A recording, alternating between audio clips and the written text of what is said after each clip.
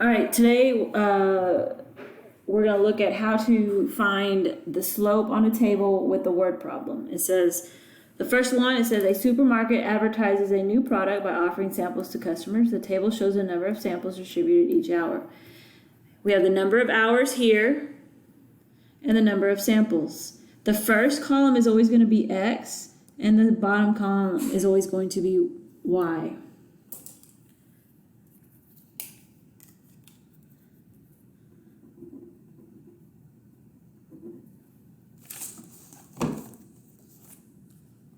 All right, we want to find, first thing we want to do is find the change in Y and the change in X.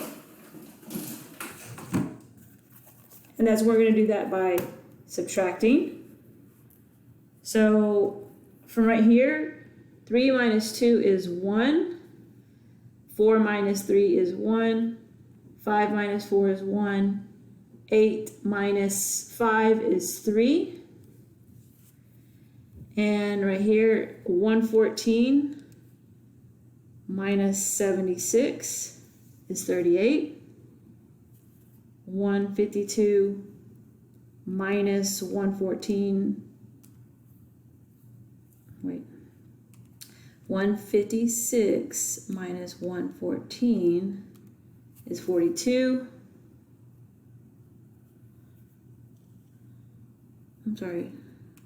152 minus 114 is 38. Okay, make sure, just like you can tell, my mistake, kept on typing in the wrong number. Always double check.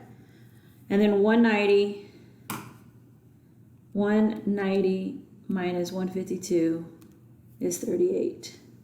Okay. All right, so you can see that it's being the same, and I'm going to put it in delta Y over delta X. Y's over X. So 38 over 1. So per hour means this 1 hour. So the answer is 38 samples per hour.